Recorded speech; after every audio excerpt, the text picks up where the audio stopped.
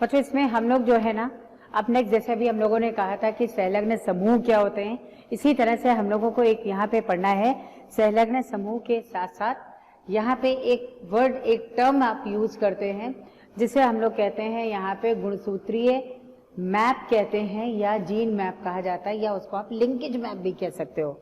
ठीक है, तो नेक्स्ट अभी हम लोग जो पढ़ रहे थे उसमें हम लोगों को पढ़ना था नेक्स्ट जीन मैप, या इसको कहते हैं गुणसूत्रीय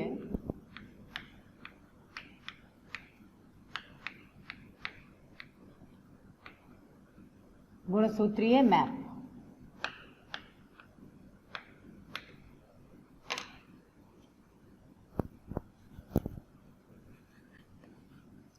बच्चों इसमें जीन मैप या गुणसूत्रीय मैप क्या होता है, जैसे हम लोग लाइक इंडिया का है, वर्ल्ड का है, मैप बनाते हैं ना, उस पर क्या करते हैं, ये देखते हैं कौन सा शहर, कौन सा डिस्ट्रिक्ट हो गया, या कौन सा जो है स्टेट है वो कहाँ पर है, उसकी पोजीशन को लोकेट करते हैं ना, मतलब किस बिंदु पर कौन सी पोजीशन है, कहाँ दिल्ली है, कहाँ राजस्थान है, कहाँ पर यूपी पड़ रहा है, कहाँ पे महाराष्ट्र पड़ रहा है, ये हम लोग उसकी स्थिति को लोकेट करते हैं। ठीक है, वैसा ही आप कह सकते हो जीन मैप है, यानी गुणसूत्रों पर जीन की स्थिति का चित्रीय निरूपण। ठीक है, it is a graphic representation of position of gene on a chromosome, यानी किसी भी गुणसूत्र पर जीन की स्थिति का चित्रीय निरूपण, ये कहलाता है जीन मैप या गुणसूत्रीय मैप या क्रोमोसोमल मैप कह देते हैं। राइट, अब इसमें से अगर हम लोगों को देखना हो, मान लो जैसे मैं कहूं कि सबसे पहले इसको किसने प्रदर्शित किया था, ऑब्वियसली मॉर्गन के स्टूडेंट थे अल्फ्रेड स्टर्टमेंट। अल्फ्रेड स्टर्टमेंट ने क्या किया, उन्होंने जो है यहाँ पर पुनर्योगज आवृत्ति के द्वारा उन्होंने क्या किया, जीनों के मध्य दूरी को ज्ञात किया और उसकी स्थिति को वहां पर बता दिया कि किस स्थिति उसकी क्या होगी, गुणसूत्र पे उसकी स्थिति क्या है। बात समझ आ रही है भाई? देखो सीधी बात, जीन मैप करना, गुणसूत्र में जीन है कहाँ, किस बिंदु पर है, यही जो है उसका क्या है आपको बताना है, गुणसूत्री मैप या जीन मैप। तो इसी को हम अगर परिभाषित करते हैं थोड़ा वैज्ञानिक तौर पे, बहुत अच्छी सी भाषाओं का यूज करते हुए उसको अगर हम व्याख्या करें उसकी, तो हम लोग कह सकते हैं गुणसूत्र पर जीन की स्थिति का चित्रीय निरूपण, ये कहलाता है यहाँ पे क्रोमोसोमल मैप और जीन मैप। सबसे पहले जो है यहाँ पर मॉर्गन के स्टूडेंट थे अल्फ्रेड स्टर्टमेंट, उन्होंने क्या किया, उनको पता था कि जीन की यहाँ क्रॉसिंग ओवर की फ्रीक्वेंसी या पुनर्योगज आवृत्ति ये जीन की मध्य दूरी के बराबर है, जितनी दूरी होगी उतनी ही जो है वो रिकॉम्बिनेशन फ्रीक्वेंसी या पुनर्योगज आवृत्ति प्रदर्शित करता है, उसके बराबर है। इसके द्वारा उन्होंने जीन के मध्य दूरी को ज्ञात किया और जीन की स्थिति को गुणसूत्र पर बता दिया, यही गुणसूत्रीय मैप है। ठीक, इसमें से बच्चों कुछ क्वेश्चन आते हैं, लाइक अगर आपसे कह दिया जाए कि एक किसी जीव में मान लो जीन ये स्थिति है, ए बी जीन है, यहाँ प्लस प्लस जीन है, इनके क्रॉस से प्राप्त जो पुनर्योगज प्राप्त हुए उनका कॉम्बिनेशन ये है, और वापस से इसका परीक्षण क्रॉस कराया जाए तो इतने ये मतलब आपको ये दे दिया जाएगा, इतने पुनर्योगज मिले, इतना ये मिला, इतना जो है वो पैतृक प्रकार है, इतना मात्रक प्रकार है, तो भाई आपको जीन के मध्य ए और बी के बीच दूरी निकालनी है। एक क्वेश्चन तो यहाँ से आ जाता है। तो सबसे पहले हम लोगों को भी ये पता होना चाहिए कि जीन के मध्य दूरी, या यूं कह दो जीन के मध्य दूरी जो है ये पुनर्योगज आवृत्ति के बराबर है। तो पुनर्योगज आवृत्ति निकाली कैसे जाती है? ठीक है, तो इसकी बात करते हैं। पहले इसकी परिभाषा लिखो भाई, फटाफट लिखो इसकी परिभाषा। गुणसूत्रीय मैप या जीन मैप होता क्या है? तो आपको बताना है गुणसूत्र पर या क्रोमोसोम पर, गुणसूत्र पर जीन की स्थिति या जीन के व्यवस्थापन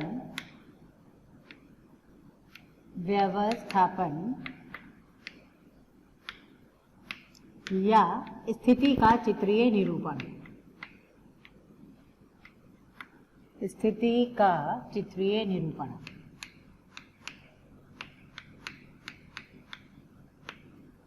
चित्रीय निरूपण। अब इसमें जो है सबसे पहले किसने प्रदर्शित किया, साइंटिस्ट का नाम देना है। तो next you have to write down, next आपको लिखना है मॉर्गन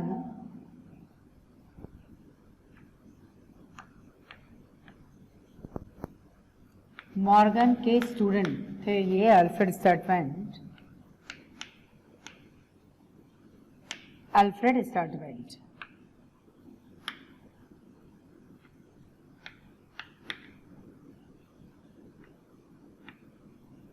अल्फ्रेड स्टर्टवेल्ट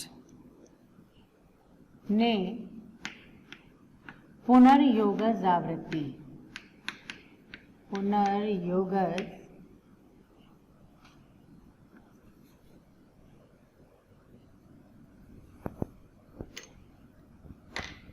पुनर्योगज आवृत्ति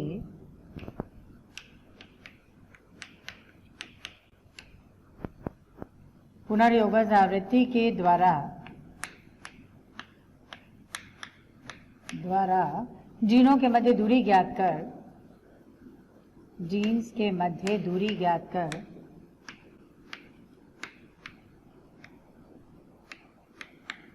मध्य दूरी ज्ञात कर उनकी स्थिति को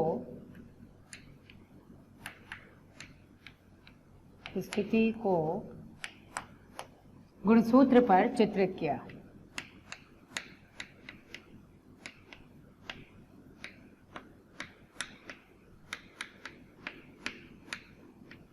गुणसूत्र पर चित्रित किया। ठीक है, ये तो हो गया। यहाँ पर क्या होता है इसमें रिकॉम्बिनेशन फ्रीक्वेंसी फर्स्ट आपको जानना है, क्योंकि उनको ये पता था कि रिकॉम्बिनेशन फ्रीक्वेंसी जो है वो जीनों के मध्य दूरी के बराबर होगा। तो आपको यहाँ पे लिखना है रिकॉम्बिनेशन फ्रीक्वेंसी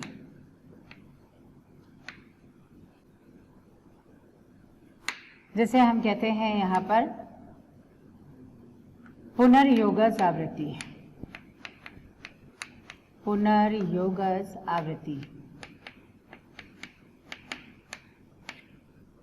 ये बराबर होती है यहाँ पे पुनर्योगजों की संख्या, या ऐसे लिख दीजिएगा, ये बराबर होती है, चलो इसके पहले फॉर्मूला ही लिख दीजिए, पुनर्योगजों की संख्या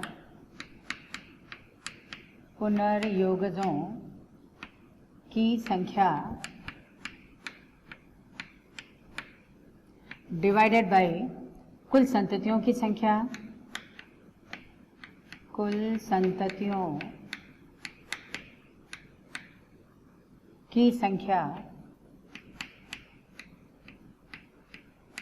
मल्टीप्लाइड बाई 100। ये फॉर्मूला होता है पुनर्योगज आवृत्ति को ज्ञात करने के लिए। तो जो पुनर्योगज की आवृत्ति अगर इस तरह से पता लग जाए तो ये मालूम है ये किसके बराबर होता है। अगर मैं इसको RF रिकॉम्बिनेशन फ्रीक्वेंसी को लिखूं तो आपको लिखना है RF रिकॉम्बिनेशन फ्रीक्वेंसी ये बराबर होती है जीनों के मध्य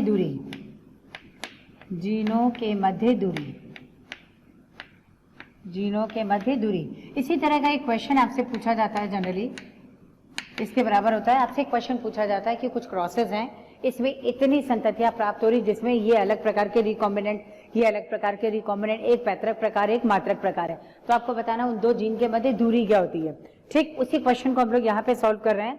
तो एक क्वेश्चन इसमें बच्चों दिया जाता है आपको, मान लो कि कोई AB जीन है, ठीक, इसका क्रॉस जो है प्लस प्लस जीन से हो रहा है, राइट। अब प्लस प्लस प्रभावी तो इसको स्मॉल a भी हम लिख देते हैं, स्मॉल a भी। इसका क्रॉस प्लस प्लस जीन से हो रहा है और F1 पीढ़ी में जो प्राप्त हो रहा है ये F1 पीढ़ी है, F1 पीढ़ी में जो प्राप्त होगा वो क्या हो जाएगा प्लस a और प्लस b। ठीक है, इस तरह से प्राप्त हो रहा है।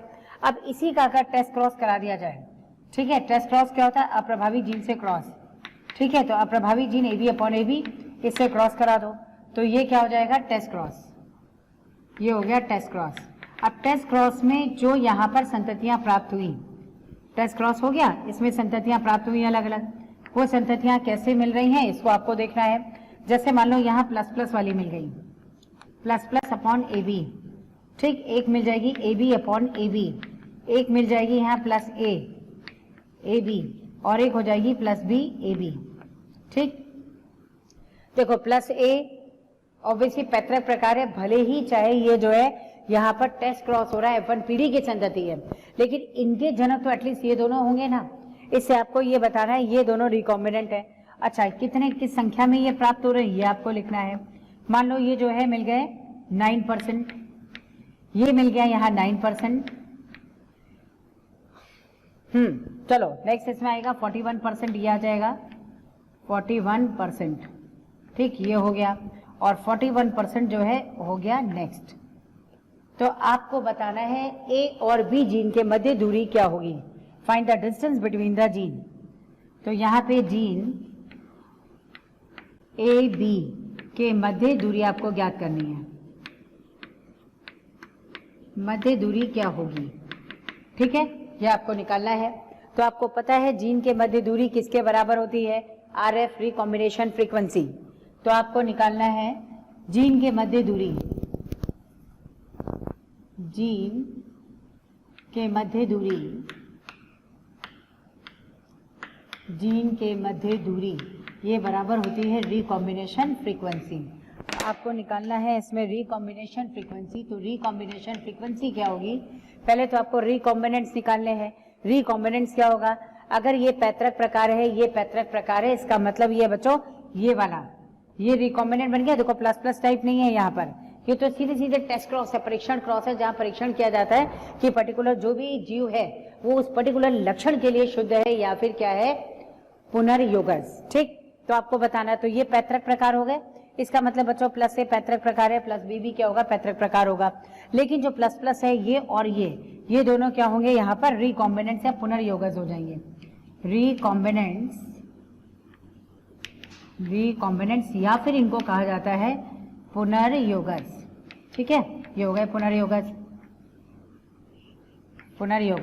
तो अब पुनर्योगज की संख्या आपको बताना है। पुनर्योगजों की संख्या कितनी हो गई, 9 9 18 हो गया। टोटल कितना आया, 9 9 18, ये हो गया 41 41, ये कितना हो गया 82 हो गया, 82 18 100 हो गया, है ना। तो ये हो गया 100 मल्टीप्लाइड बाई 100 कितना आ जाएगा 18।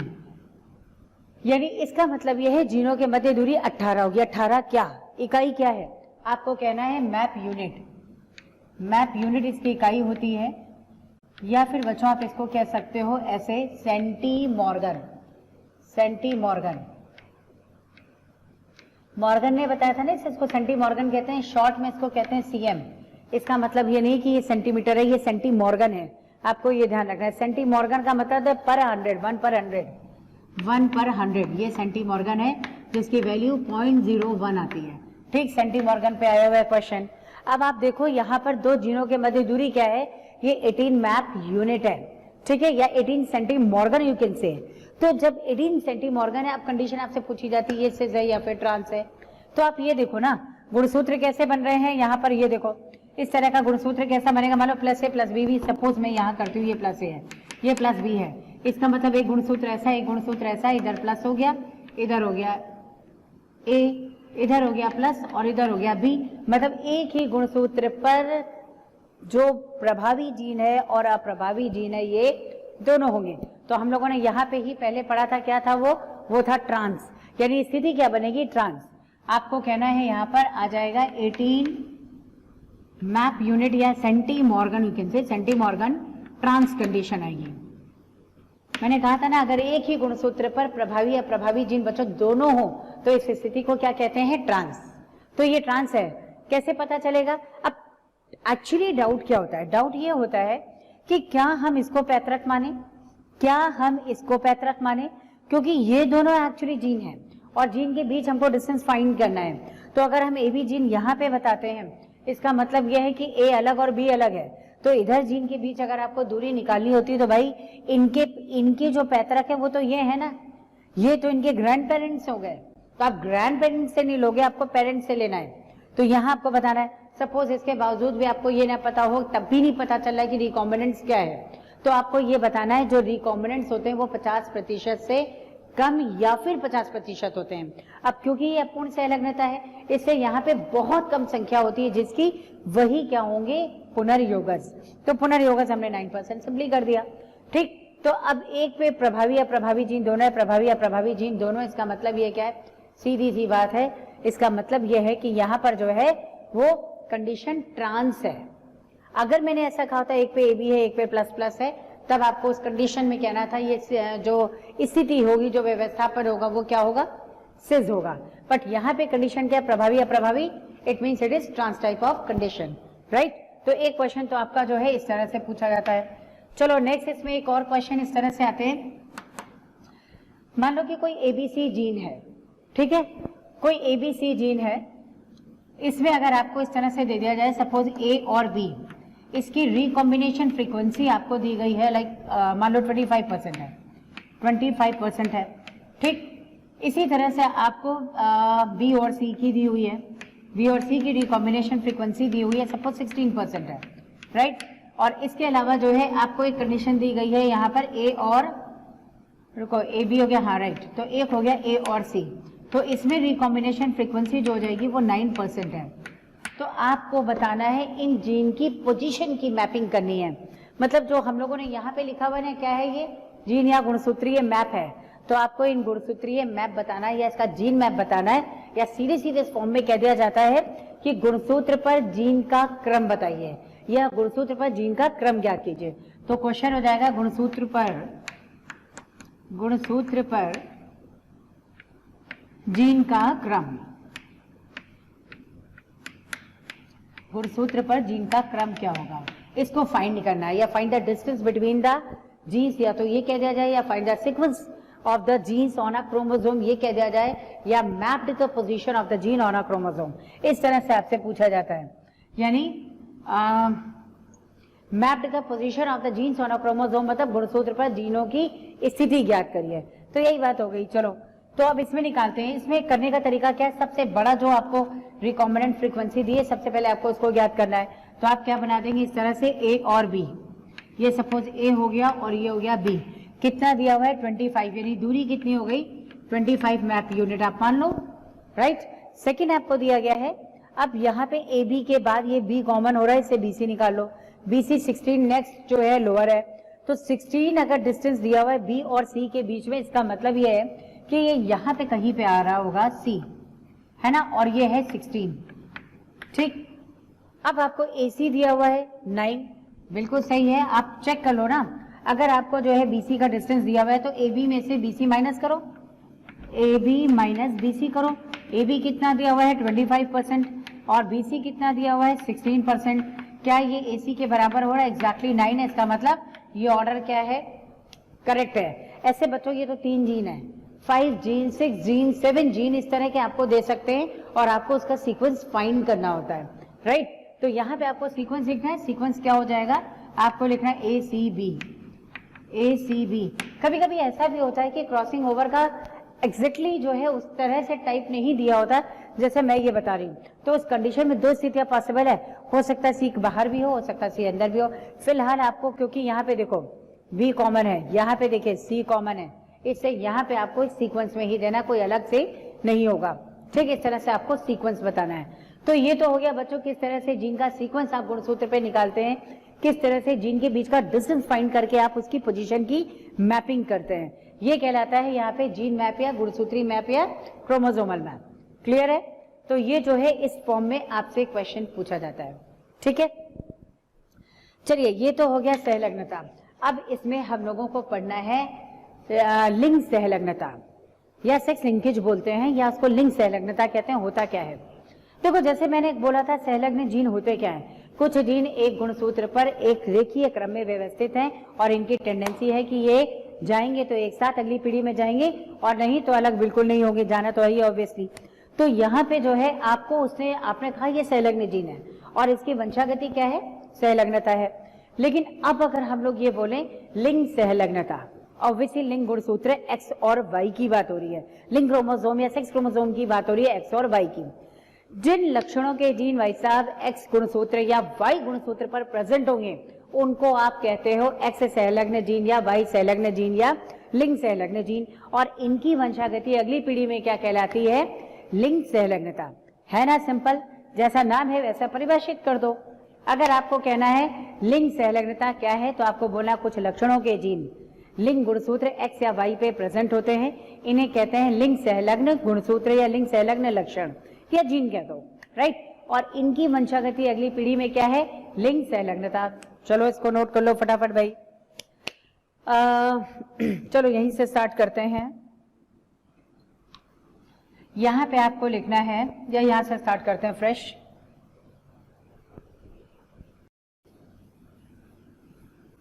थैंक यू स्टूडेंट, हमें इतना प्यार देने के लिए। डेली काफ़ी संख्या में स्टूडेंट हमारे वीडियोस को देख रहे हैं और उसका लाभ उठा रहे हैं। बच्चों, आप सभी से मेरी ये रिक्वेस्ट है कि प्लीज़ नीचे दिए गए डिस्क्रिप्शन में दिए गए लिंक को प्रेस करिए और अपना एनरोलमेंट कराइए। बच्चों, इसके साथ ही जिन बच्चों को यहाँ पर डाउट सेशन की भी ज़रूरत है, साथ ही मटेरियल्स की भी ज़रूरत है, वो सभी हमारे प्रीमियम कोर्सेज को भी रजिस्ट्रेशन करवा सकते हैं। इसको कहते हैं बच्चों सेक्स लिंकेज या लिंग संलग्नता।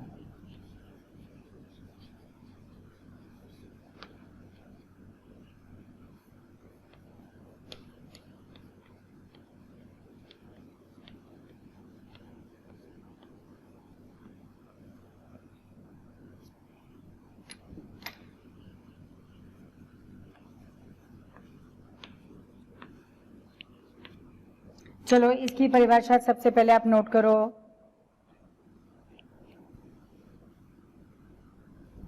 लक्षणों के जीन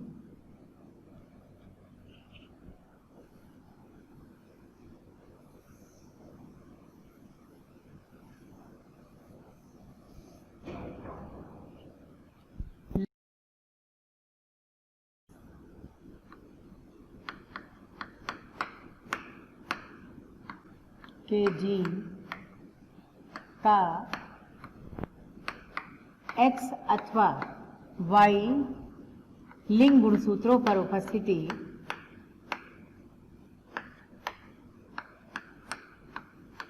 गुणसूत्र पर उपस्थिति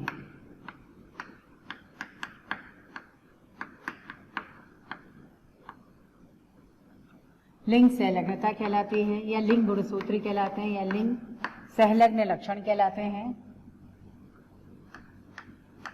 लिंग संलग्न लक्षण कहलाते हैं।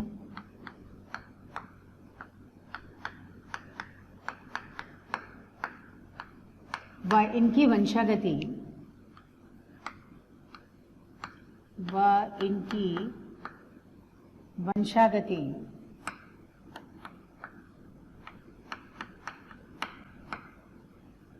सेक्स लिंकेज या लिंग संलग्नता।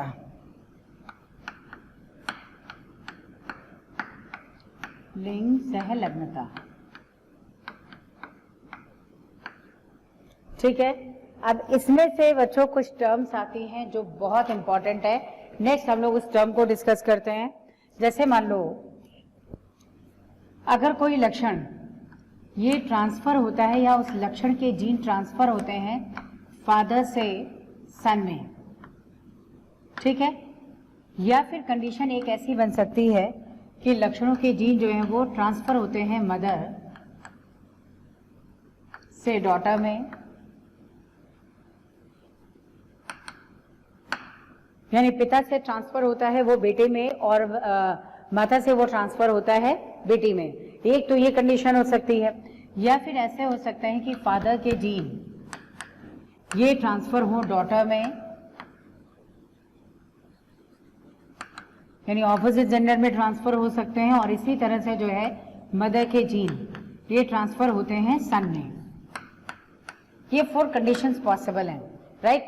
अगर मान लो किसी फादर के जीन या किसी फादर में के लक्षणों के जीन अगर ये ट्रांसफर होते हैं डायरेक्ट सन में, इसके लिए बच्चों एक टर्म हम लोग यूज करते हैं होलैंड्रिक। ये जीन क्या हो गए यहाँ पर? होलैंड्रिक जीन हो गए। इनको कहते हैं holandric. Holandrogenic gene are transferred from the father to son, तो इसको कहते हैं होलैंड्रिक। ये होलैंड्रिक जीन है, ठीक है। In the same way we can define for the mother also, if any gene is transferred from the mother to the daughter, right. This is called, यानी mother से कोई जीन ट्रांसफर होता है daughter में, इसको कहते हैं यहाँ पर होलोगाइनिक, होलोगाइनिक जीन, ठीक है। होल गाइनोजेनिक जीन जो है वो ट्रांसफर हो रहा है मदर से डॉटर में। ऑब्वियसली बच्चों अगर आप देखेंगे तो ये वाई लिंक ट्रेट होगा। वाई क्रोमोसोम क्योंकि मेल में प्रेजेंट है, इससे उस पर जो भी अटैच्ड लक्षण है वो ट्रांसफर होंगे फादर से सन में। कौन से ऐसे लक्षण हो सकते हैं? आप सोचो, हाइपरट्राइकोसिस, यानी कानों पर, कण पल्लों पर अत्यधिक रोम का होना, ये है ना, तो ये फादर से ये कैरेक्टर ट्रांसफर होगा किसमें? सन में। इसी तरह से आप कह सकते हो वेब्ड टोज, यानी पैर की उंगलियों के बीच में जाल का बना होना, ये भी ट्रांसफर होगा। एक होता है केराटोडर्मा डिसिपेटम, इसमें क्या होता है, स्किन की हार्डनिंग है, स्किन की जो लाइक एक्सट्रीमिटीज होती है, एक्सट्रीमिटीज का मतलब जैसे फिंगर्स के जॉइंट हैं, या फिर जो है एल्बो हो गया, या फिर एंकल हो गया, क्या कहते हैं इसको, कोहनी होता है या टखने होते हैं, इनकी स्किन बहुत ज्यादा हार्ड हो जाती है। ये भी जीन वाइलिंग ट्रेट है और फादर से ट्रांसफर होगा किसमें, ऑब्वियसली सन में होगा, है ना। ऐसे बहुत सारे लाइक लक्षण आप कह सकते हो जो इस तरह के ट्रांसफर हैं। तो ये सारे लक्षण क्योंकि वाई सहलग्न थे इससे फादर से ट्रांसफर हुए सन में। इन द सेम वे मदर के लिए आप डिफाइन कर सकते हो डॉटर के लिए कि फीमेल्स में जैसे हाई पिच्ड वॉइस होती है, क्या कहते हैं उसको, उच्च आवृत्ति की ध्वनि होती है, जैसे फीमेल्स की वॉइस होती है शार्प होती है ना एज कंपेयर टू मेल, तो ये भी जो ट्रांसफर होती है ना वो मदर से ट्रांसफर होगी बच्चों किसमें, डॉटर में। ऐसे ही जो है आप ब्रेस्ट डेवलपमेंट कह सकते हैं, है ना, ये भी ट्रांसफर होता है मदर टू डॉटर। इसी तरह से जो है अगर कोई चीज ऐसी हो या किसी लक्षण का जीन हो या कोई लक्षण हो जो ट्रांसफर होता है फादर से डॉटर में या फिर मदर से ट्रांसफर होगा सन में, तो बच्चों ये जनरली जीन और लाइक ऑटोसोमल भी हो सकता है या एक्स सहलग्न भी हो सकता है। इसको हम कहते हैं क्रिस क्रॉस वंशागतियां। क्रिस क्रॉस होना मतलब ऑपोजिट जेंडर में ट्रांसफर होना, विपरीत लिंग में ट्रांसफर होना। फादर से है, मेल से ट्रांसफर हुआ फीमेल में, या फीमेल से ट्रांसफर हुआ जीन कोई मेल में, इसे कहते हैं क्रिस क्रॉस वंशागतियां। और इसके लिए जो हम लोग टर्म यूज करते हैं ना, फीमेल में जा रही है तो इसको कहते हैं डाईगाइनिक, मेल में जा रही है बच्चों इसको कहते हैं डाईएंड्रिक। बात समझ आ रही है, आपको डायरेक्ट टर्म याद रखना है, डाईगाइनिक और डाईएंड्रिक।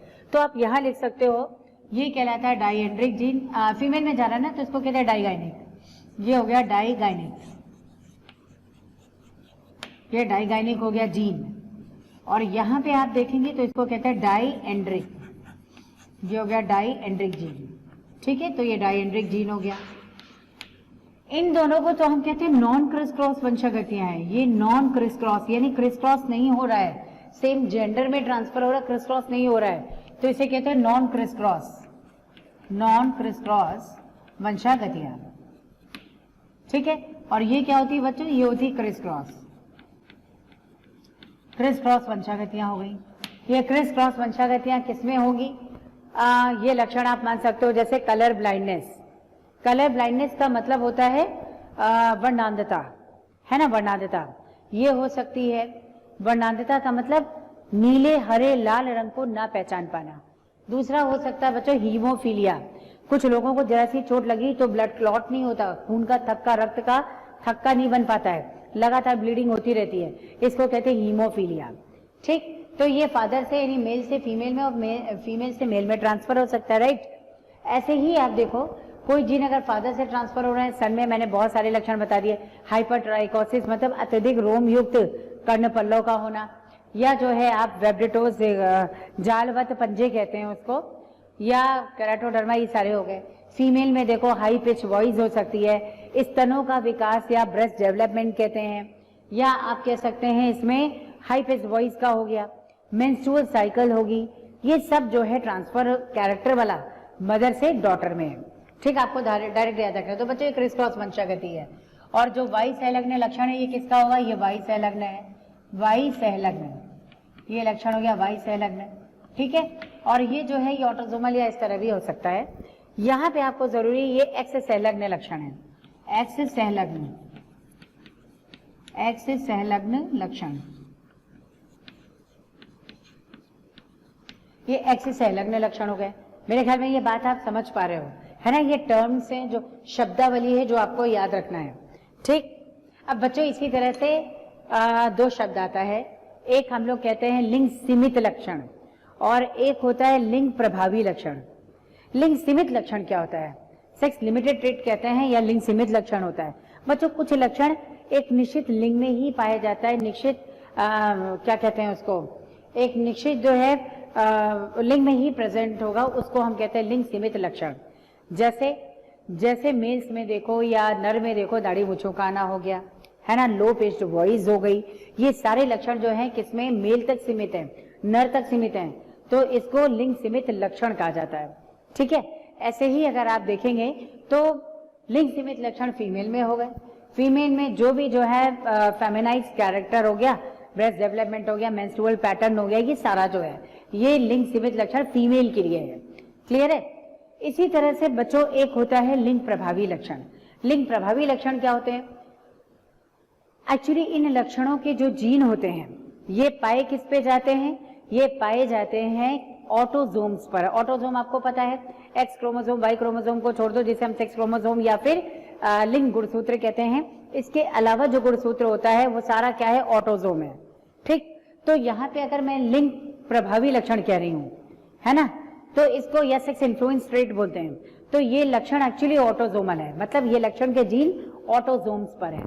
ठीक, लेकिन एक यूं कह सकते हो सेक्स हार्मोन के प्रभाव के कारण कुछ ही में ये अपना प्रभाव प्रकट कर पाते हैं।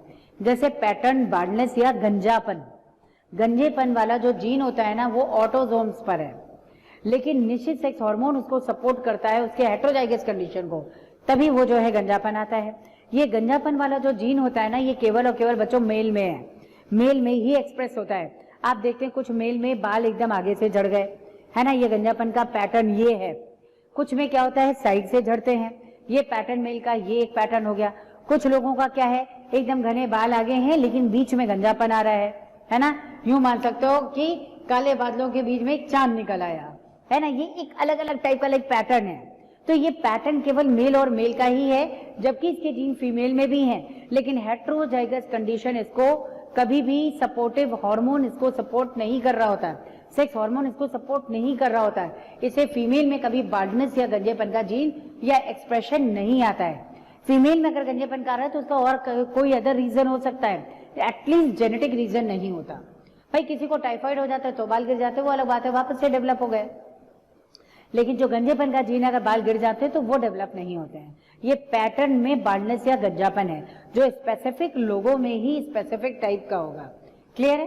तो बच्चों इसमें एक लिंग सीमित लक्षण की निश्चित लिंग में ही है और एक लिंग प्रभावी लक्षण है कि दोनों लिंग में इसका जीन है, लेकिन जो रिलेटेड सेक्स हार्मोन है जब उसको प्रभावित करते हैं तब वो अपना एक्सप्रेशन देगा, मतलब गंजापन दिखाई देगा, अदरवाइज जीन इनएक्टिव फॉर्म में क्या होंगे? पड़े होंगे।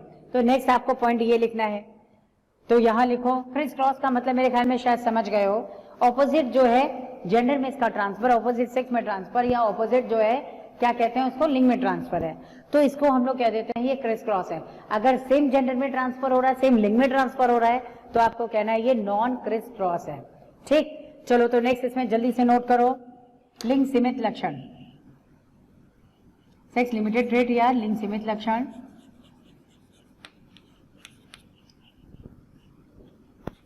या इसको कहते हैं लिंग सीमित लक्षण।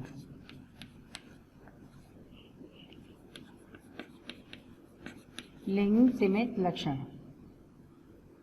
लक्षण या ट्रेड्स बोल देते हैं, सेम है ये, लक्षण या फिर ट्रेड्स कहते हैं इसको।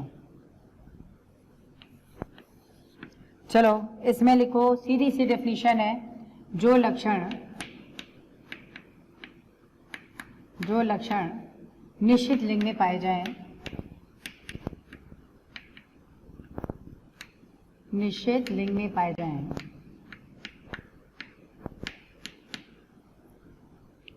निश्चित लिंग में पाए जाएं,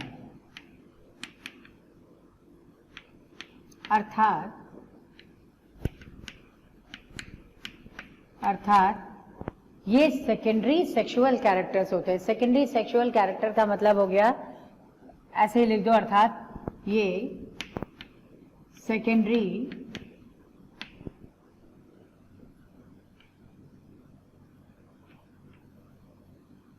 सेक्सुअल कैरेक्टर्स होते हैं।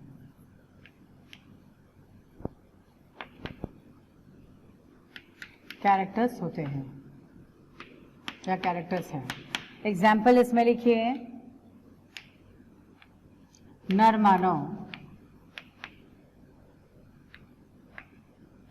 मानव में दाढ़ी मूंछों का आना,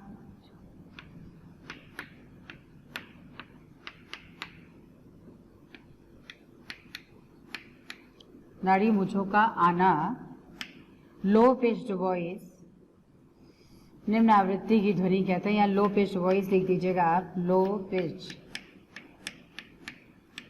वॉइस यानी मोटी आवाज का होना।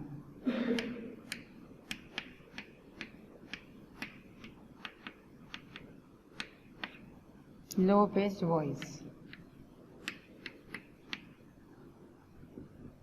फीमेल्स में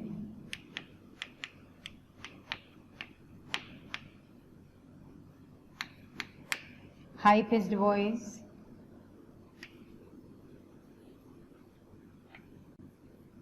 हाई पिच्ड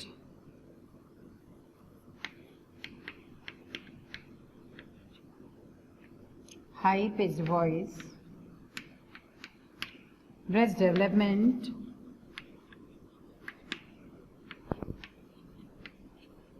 आदि। चलो एक इसमें होता है सेक्स लिमिटेड ट्रेट के बाद सेक्स इन्फ्लुएंस ट्रेट। इन्फ्लुएंस मतलब प्रभावित। सेक्स इन्फ्लुएंस ट्रेट कहते हैं या इसको कहते हैं लिंग प्रभावी लक्षण। लिंग प्रभावी लक्षण। लिंग प्रभावी लक्षण का मतलब ये होता है कि ऑटोसोमल है, दोनों ही मेल और फीमेल दोनों में प्रेजेंट है इसका जीन, लेकिन एक निश्चित लिंग में ही वो विशिष्ट सेक्स हार्मोन के प्रभाव के कारण ही अपना प्रभाव प्रदर्शित करेगा। ठीक, तो इसको कह देते हैं लिंग प्रभावी लक्षण। ये हो गया यहाँ पर सेक्स इन्फ्लुएंस ट्रेट या लिंग प्रभावी लक्षण। इसमें लिखिए ये ऑटोसोमल लक्षण है। ऑटोसोमल मतलब ऑटोसोम्स पर है, ऑटोसोमल लक्षण है, परंतु ऑटोसोमल लक्षण है जो नर व मादाओं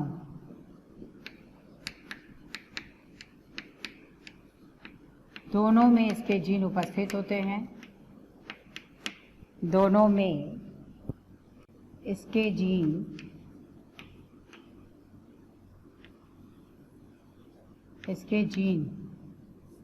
पाए जाते हैं।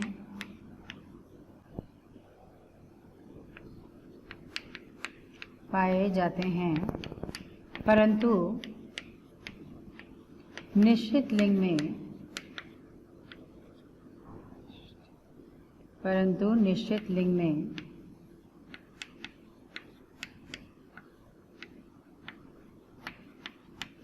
लिंग में ही हार्मोन के प्रभाव के कारण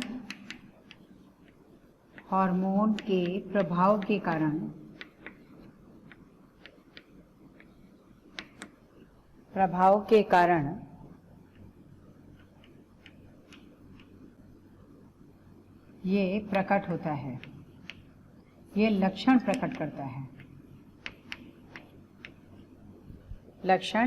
करता है।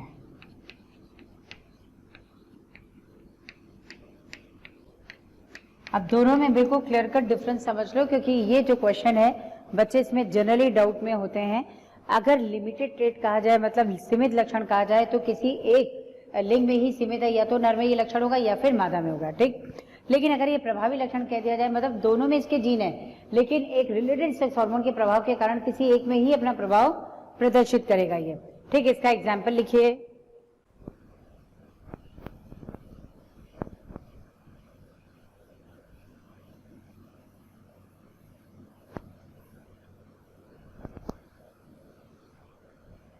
चलो इसमें एग्जाम्पल आप लिखिए। पैटर्न बार्डनेस, बार्डनेस मतलब गंजापन।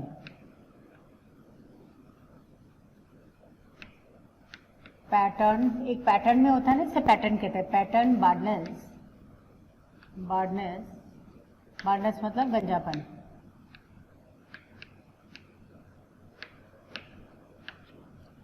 का हेट्रोजाइगस जीन या का जीन हेट्रोजाइगस कंडीशन में, हेट्रोजाइगस मतलब विषम युग्मन है जी, हेट्रोजाइगस कंडीशन में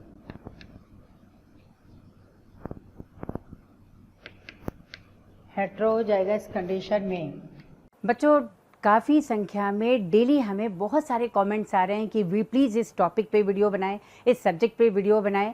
तो आप सभी से मेरी रिक्वेस्ट है कि प्लीज़ हमारे यूट्यूब चैनल को सब्सक्राइब करें और उसमें दिए गए बेल आइकन को प्रेस करें ताकि टाइम टू टाइम आपको नोटिफिकेशन मिलता रहे।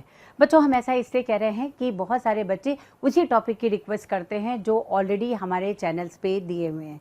तो आप सभी से रिक्वेस्ट है कि आप सभी जो है उस चैनल पे जा कर के उन सारे वीडियोस का लाभ ज़रूर उठाएं।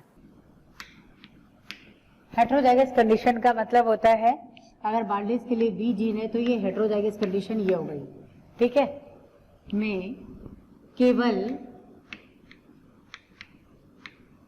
नर में लक्षण प्रकट करता है, लक्षण प्रकट करता है।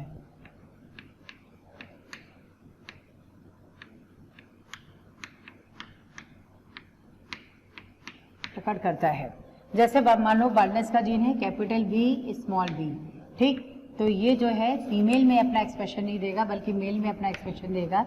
ये हो गई यहाँ फीमेल, यहाँ अपना एक्सप्रेशन नहीं देगा लेकिन मेल में अपना एक्सप्रेशन हेट्रोजाइगस कंडीशन में देगा मेल्स में, यानी ये क्या होंगे बार्डनेस यहाँ पे होगी, बार्डनेस। ना इम्पॉर्टेंट पॉइंट, एक बार्डनेस की अगर हम लोग बात कर रहे हैं, गंजेपन की बात कर रहे हैं तो इसका हेट्रोजाइगस कंडीशन जीन क्योंकि केवल मेल में अपना एक्सप्रेशन दे रहा है और वैसे भी प्रकृति में देखा जाए तो ये गंजापन किसमें केवल नर में है, फीमेल्स में नहीं होता। इसलिए भी इसको हम कई बार क्या होता है लिंग सीमित लक्षण में भी रख देते हैं। फिर भी आपसे अगर क्वेश्चन पूछा जाए कि मान लो बार्डनेस की आपसे बात की जाए और बार्डनेस में आपसे पूछा जाए क्या ये लिंग सीमित लक्षण होगा या लिंग प्रभावी, तो आपको कहना है ये लिंग प्रभावी है। लेकिन अगर आपको इस तरह से कहा जाए कि नर में दाढ़ी मूंछों का आना प्लस गंजापन ये लक्षण क्या होगा, तो एक साथ जब दे दिया जाए तो आपको लिंग सीमित कहना है। ध्यान से सुन लो बच्चों, दोनों फॉर्म में क्वेश्चन आया हुआ है। एक में आपसे पूछा गया कि बार्डनेस या पैटर्न बार्डनेस या गंजापन ये कैसा लक्षण होगा, लिंग प्रभावी है लिंग सीमित लक्षण है, तो आपको कहना है लिंग प्रभावी है, ठीक, जैसे हम लोग ने यहाँ पे एग्जाम्पल इसमें लिखा है। लेकिन अगर आपसे ये पूछा जाए कि नर में दाढ़ी मूंछों का आना और बार्डनेस ये लक्षण कैसा है, तब आपको लिंग सीमित कहना है। उस कंडीशन में ये रॉन्ग नहीं होगा क्योंकि ज्यादातर ये लिंग सीमित लक्षण है, ठीक है। तो ये दोनों क्वेश्चन अलग अलग फॉर्म में आपसे पूछे गए हैं और आपको वैसे ही लिखना है। चलो ये तो हो गया इसमें बार्डनेस का।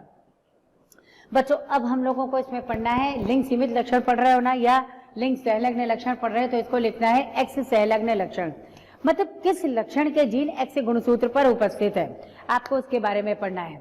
तो सबसे पहले एक तो वैसे तो बहुत सारे नाम है लेकिन कुछ इंपॉर्टेंट नेम है जो आपको याद रखना है, जैसे ग्लूकोज 6 फॉस्फेट डिहाइड्रोजिनेज की कमी होना, इसका जीन एक्स गुणसूत्र पर है। दूसरा आपको बताना है यहाँ पर कलर ब्लाइंडनेस या क्या कहते हैं इसको वर्णांधता, जिन लोगों को लाल हरे और नीले रंग में वो डिफ्रेंशिएट ना कर पाए, उनको ना पहचान पाए, इसको कहते हैं वर्णांधता, ठीक है। और तीसरा होता है हीमोफीलिया। हीमोफीलिया का मतलब होता है कुछ लोगों में जरा सी भी चोट लगी, जरा सा कट आया, तो जरा सी भी कट आने पर क्या होता है उनमें ब्लीडिंग कंटिन्यूअसली होने लग जाती है, ब्लड का या खून का या रक्त का थक्का नहीं बन पाने के कारण, तो इनमें लगातार ब्लीडिंग हो जाती है और इसको कहते हैं यहाँ ब्लीडर्स डिजीज और you can say haemophilia also, इसको हीमोफीलिया भी कहते हैं बच्चों। तो ये तो पहले बात तो आपको ये नाम लिख लेना है। इसके बाद हम लोग 1 बाय 1 जो है इसको डिफाइन करेंगे, कलर ब्लाइंडनेस क्या होता है, कैसे आप आइडेंटिफाई कर पाएंगे, अगर मदर में है तो आगे बच्चों में जाने की चांसेस क्या है, अगर फादर में है तो बच्चों में होने की चांसेस क्या है, अगर मदर फादर दोनों अफेक्टेड है, दोनों में कलर ब्लाइंडनेस है, तो ऑब्वियसली पूरा का पूरा जो परिवार है सब क्या हो जाएगा, कलर ब्लाइंड हो जाएगा, ठीक। तो आप अगला इसमें जल्दी से लिखो एक्स सहलग्न लक्षण। अब इसको जरा जो है यहाँ मैं रैप करूँ, आई थिंक आपने नोट कर लिया होगा, या शॉर्ट में यहाँ पे आप इस तरह से लिख दो, मेल्स में जो है इसका एक्सप्रेशन आएगा ये राइट है और फीमेल्स में इसका एक्सप्रेशन नहीं आएगा, इससे आपको यहाँ क्रॉस बना देना, सिंपल। नेक्स्ट आप लिखिए एक्स सहलग्न लक्षण, एक्स सहलग्न लक्षण। तो इसमें डेफिनेशन लिखने की जरूरत नहीं कि एक्स सहलग्न लक्षण क्या, ऑब्वियसली जिन लक्षणों के जिन एक्स गुणसूत्र पर है इनको कहते हैं एक्स सहलग्न लक्षण। तो ये हो जाएगा इस तरह से, यहाँ पर इसमें आपको पॉइंट्स लिख देना है। पहले आप लिखिए ग्लूकोज 6 फॉस्फेट डिहाइड्रोजिनेज की कमी, मैं इंग्लिश में लिख दे रही हूँ, आप नोट कर लीजिएगा। ग्लूकोज 6 फॉस्फेट डिहाइड्रोजिनेज की कमी, ये एंजाइम है डिहाइड्रोजिनेज डेफिशिएंसी या की कमी आप लिख सकते हैं। वैसे होने को तो डायबिटीज इंसिपिडस भी है बच्चों, जिसका जीन एक्स गुणसूत्र पर है, पर वो कभी पूछा नहीं जाता, इसे आपको नोट नहीं करना है। नेक्स्ट आप लिखिए कलर ब्लाइंडनेस, इसकी हिंदी सुन लो लेकिन आपको वर्ड्स जो यूज करने वो इंग्लिश में ही। ये हो गया कलर ब्लाइंडनेस, या इसको कहते हैं वर्णांधता। वर्णांधता, हीमोफीलिया, हीमोफीलिया, हीमोफीलिया की हिंदी तो हीमोफीलिया ही होती है, इसको आपको ऐसे ही याद रखना है, ठीक है। इन सबके जीन है। अब 1 बाई 1 हम लोगों को पढ़ना है इसमें कलर ब्लाइंडनेस के बारे में। पहला इसमें हो गया कलर ब्लाइंडनेस। कलर ब्लाइंडनेस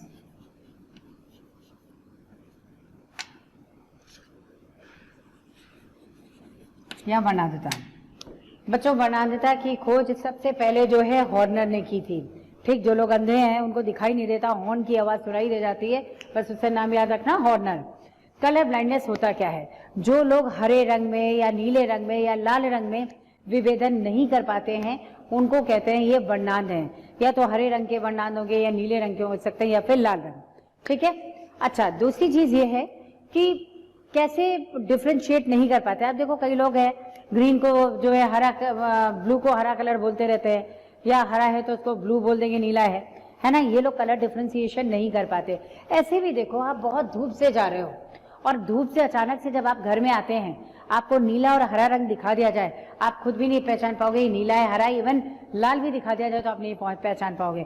खाली तारे चमकते से नजर आएंगे, या फिर आपको कलर का तो एटलीस्ट डिफ्रेंसिएशन नहीं होता है। तो ये तो सामान्य लक्षण है कि भाई आप धूप से गए और अचानक से आप घर के अंदर घुसे तो जो रेटिना है ये थोड़ा कॉन्ट्रैक्ट कर जाता है, तो ये कलर को आइडेंटिफाई नहीं कर पाता है, वो अलग बात है। बट नॉर्मल कंडीशन में भी कुछ लोगों को नीला रंग, हरा रंग या लाल रंग की पहचान नहीं हो पाती, उसको डिफ्रेंशिएट नहीं कर पा रहे हैं, तो उनको हम कहते हैं ये वर्णांध है, रंगों के लिए अंधे हो चुके हैं, इन्हें रंगों की पहचान नहीं है, ठीक। तो अब ये भी जो जीन होता है ना बच्चों, ये एक्स से सहलग्न जीन है, इसका कारण है। देखो इसमें क्या होता है, जैसे मान लो रेड कलर अगर कोई आइडेंटिफाई नहीं कर पाता तो उसके लिए नाम लिखते हैं प्रोटोनोपिया, कि प्रोटोनोपिया है इनको। या अगर वो ग्रीन कलर को आइडेंटिफाई नहीं कर पाते हैं तो उनको कहते हैं ड्यूटेरोनोपिया हो गया है। इसी तरह से अगर वो ब्लू कलर को आइडेंटिफाई नहीं कर पाते उसको कहते हैं ट्राइटोनोपिया, ठीक है। देखो ये जो कलर ब्लाइंडनेस का जीन है ये एक्स से सहलग्न अप्रभावी जीन लक्षण है जो क्रिस क्रॉस वंशागतियां प्रदर्शित करते हैं, जिसको हम लोगों ने यहाँ लिखा हुआ है, ये क्रिस क्रॉस वंशागतियां या सहलग्नता, ठीक। तो क्रिस क्रॉस वंशागतियों का मतलब होता है अगर फादर में इसके जीन है तो वो डॉटर में जाएंगे, और अगर मदर में जीन है तो वो सन में जाएगा। लेकिन मदर में अगर एक एक्स पर भी जीन है तो भी वो बेटा जो होगा वो क्या होगा, कलर ब्लाइंड। फादर में केवल एक एक्स पे जीन है, कभी भी डॉटर कलर ब्लाइंड नहीं होगी। क्यों? क्योंकि उसके पास 2 एक्स क्रोमोसोम है। अगर एक एक्स पर गुणसूत्र पे जीन है कलर ब्लाइंडनेस का, दूसरे पे नहीं है तो कभी कलर ब्लाइंड नहीं होगी। क्यों? इसका रीजन है कि जो सामान्य दृष्टि का जीन है वो प्रभावी है, वो दूसरे एक्स गुणसूत्र पे है। इसका मतलब सीधी सी बात है कलर ब्लाइंडनेस की चांसेस ज्यादातर ह्यूमन मेल्स में होती है, राइट। तो वो कलर ब्लाइंड हो सकते हैं। सबसे पहला क्वेश्चन जो कलर ब्लाइंडनेस पे बच्चों आपसे पूछा गया है वो पूछा गया है, ये क्रिस क्रॉस वंशागतियां प्रदर्शित करते हैं। एक डायग्राम बना था उसमें क्रॉस फॉर्म में दिखाया गया था, आपको बताना था, जिसमें इसको यहाँ ड्रॉ कर दूंगी। दूसरा आपसे पूछा गया है ये एक्स से सहलग्न अप्रभावी जीन लक्षण है या अप्रभावी लक्षण है। अप्रभावी लक्षण का मतलब होता है अप्रभावी जीन के कारण। क्लियर है? तो इसको फटाफट नोट कर लो। इसके बाद नेक्स्ट पॉइंट इसका डिफाइन करते हैं, कलर ब्लाइंडनेस। इसकी खोज हॉर्नर ने की थी, ऑल्दो कभी नाम पूछा नहीं गया है, हॉर्नर। दूसरा आप लिखेंगे इसमें ये एक्स सहलग्न, ऑब्वियसली आप लोग एस्टिंग ट्रेड पढ़ ही रहे हो, तो एक्स सहलग्न अप्रभावी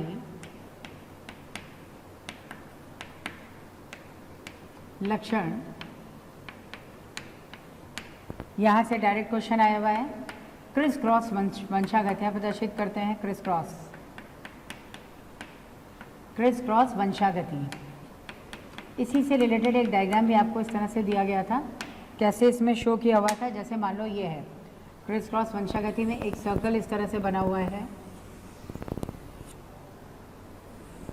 इस तरह से एक सर्कल बना हुआ है बच्चों। इसमें जो है पार्टीशन किया गया था, एक तरफ लिखा गया था मदर और एक तरफ था फादर,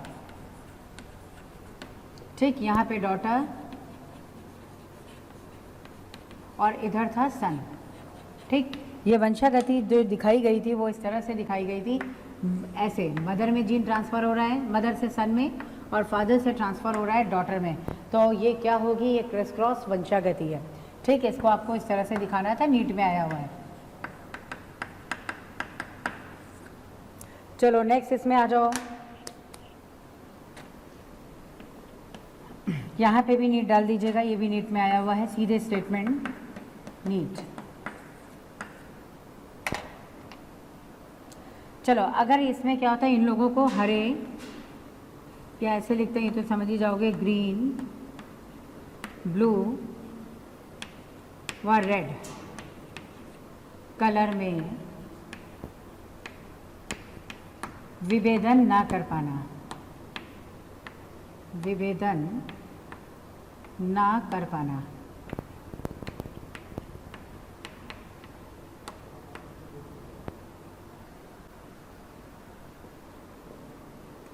चलो इसके बाद नेक्स्ट इसमें है, अगर ग्रीन कलर में विभेदन ना हो तो ग्रीन के लिए आप इसको लिखते हैं ड्यूटेरोनोपिया, ड्यूटेरोनोपिया।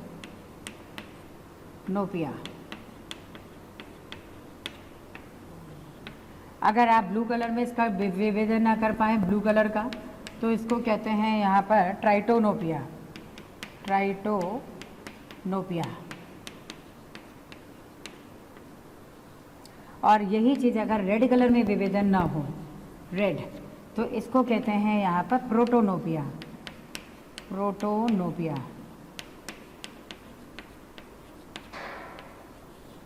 प्रोटोनोपिया। चलो ये हो गया।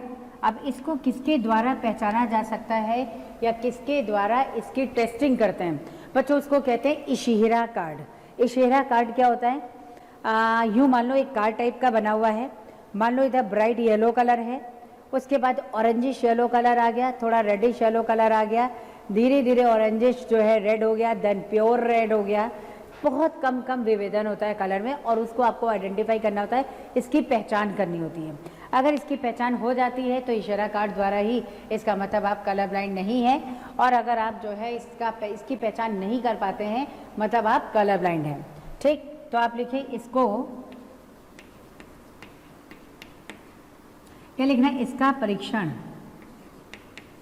इसका परीक्षण इशिहिरा कार्ड द्वारा किया जाता है, द्वारा इशिहिरा कार्ड द्वारा, इशिहिरा कार्ड द्वारा। चलो नेक्स्ट इसमें देखते हैं। पहली बात तो बच्चों ये है एक्स से संलग्न लक्षण। आपको मालूम होना चाहिए फीमेल में 2 एक्स होते हैं, मेल में 1 एक्स होता है और उसके साथ दूसरा वाई है। ये लक्षण का जीन किस पे होगा, एक्स पे होगा। अगर मेल में केवल 1 एक्स गुणसूत्र पर इसका जीन होता है तो वो मेल क्या होंगे, कलर ब्लाइंड होंगे। इस बात को ध्यान से सुन लो। अगर आप नर की बात करें, नर मानव की बात करें, नर मानव में 1 एक्स और 1 वाई गुणसूत्र होता है, पक्का, बिल्कुल पक्का, इसमें कोई चेंजेस नहीं हो सकते। नेक्स्ट उसमें अगर एक्स गुणसूत्र पे, अगर 1 एक्स गुणसूत्र पर उसका जीन है कलर ब्लाइंडनेस का, तो भी वो क्या होंगे, कलर ब्लाइंड होंगे। क्यों भाई, अप्रभावी जीन लक्षण है ना ये। अप्रभावी जीन तो जब तक होमोजाइगस अवस्था में नहीं आएंगे अपना एक्सप्रेशन देंगे ही नहीं, लेकिन यहाँ पर वाई पर कोई दृष्टि का जीन, सामान्य दृष्टि का भी जीन नहीं है, तो ये अपना प्रभाव दे देते हैं। जबकि फीमेल में आप देखेंगे, फीमेल में जब तक दोनों एक्स गुणसूत्र पर होमोजाइगस अवस्था पर, समयुग्मनजी अवस्था पर अगर ये लक्षण का जीन हो तभी अपना प्रभाव देगा। सिंपल सी बात करें, मैं क्या कह रही हूँ इसको ध्यान से सुनो। मान लो कलर ब्लाइंडनेस का जो जीन है उसको हम रिप्रेजेंट करते हैं सी से अप्रभावी है, ठीक है। अगर मैं मेल की बात करूँ तो मेल में आप देखेंगे एक्स और वाई गुणसूत्र है, 1 एक्स पर कलर ब्लाइंडनेस का जीन है, ठीक है, तो ये क्या होंगे, कलर ब्लाइंड होंगे, ये हो गया कलर ब्लाइंड। लेकिन अगर फीमेल पे देखा जाए तो फीमेल में आप देखेंगे, फीमेल में एक एक्स पर इसका जीन है, दूसरे एक्स पर नहीं है, तो क्या होगा, फीमेल कभी भी कलर ब्लाइंड नहीं होगी, क्योंकि सामान्य दृष्टि का जीन प्रभावी है और अपने सामने इसका प्रभाव प्रकट होने नहीं देगा। इसे आपको बताना है फीमेल ये तब जो है कलर ब्लाइंड होंगी जब दोनों एक्स पर इसका जीन हो। अगर एक ही एक्स पर है तो ये जीन तो वैसे भी अप्रभावी है, तो दूसरे एक्स वाला सामान्य दृष्टि का जीन प्रभावी है, वो इसका प्रभाव प्रकट ही नहीं होने देगा, इससे वो कभी भी कलर ब्लाइंड नहीं होंगी। ठीक, तो आपको ये कहना है no colour blindness, no colour blindness, कोई भी कलर ब्लाइंड नहीं होगा। क्यों? क्योंकि एक्स पर, दूसरे एक्स पर सामान्य दृष्टि का जीन, दूसरे एक्स पर सामान्य दृष्टि का जीन, सामान्य दृष्टि का जीन प्रभावी है, प्रभावी है। ठीक है, तो ये दूसरे एक्स पर सामान्य दृष्टि का जीन प्रभावी, इससे वो कभी भी कलर ब्लाइंड नहीं होगी। फीमेल कब कलर ब्लाइंड होगी? जब दोनों एक्स पर इसका जीन हो, यानी ये एक्स है ना, इस पर दोनों पे जीन हो, तो ये क्या हो जाएंगे यहाँ पे कलर ब्लाइंड, कलर ब्लाइंड। ठीक है, तो ये हो गए कलर ब्लाइंड। अब कौन कौन सी कंडीशंस होती हैं उसको क्रॉसेस आपको बनाने हैं। सपोज कंडीशन नंबर 1 अगर कहें, मान लो इधर से फीमेल है, ठीक है, इसको फीमेल लिया हुआ है, एक तरफ मेल है। इसमें कंडीशंस जो है कई सारी बन सकती हैं। फीमेल मान लो नॉर्मल है और मेल क्या है, कलर ब्लाइंड है। एक स्थिति ये बन सकती है। दूसरी स्थिति इसमें बन सकती है, फीमेल जो है मान लो कैरियर है और मेल क्या है, नॉर्मल है। उस स्थिति में क्या होगा? और तीसरी स्थिति बनती है इसकी कि मान लो फीमेल कलर ब्लाइंड है और मेल जो है वो, फीमेल कैरियर है और मेल जो है वो कलर ब्लाइंड है। ठीक, ये स्थिति बन सकती है, ये तो आई हुई है। और एक स्थिति इसमें बन सकती है, इसको रब करते हैं, नेक्स्ट इधर देखते हैं। चलो नेक्स्ट कंडीशन क्या बनती है, अगर फीमेल जो है वो कलर ब्लाइंड हो, यानी दोनों एक्स पर जीन है, और मेल क्या हो, नॉर्मल हो।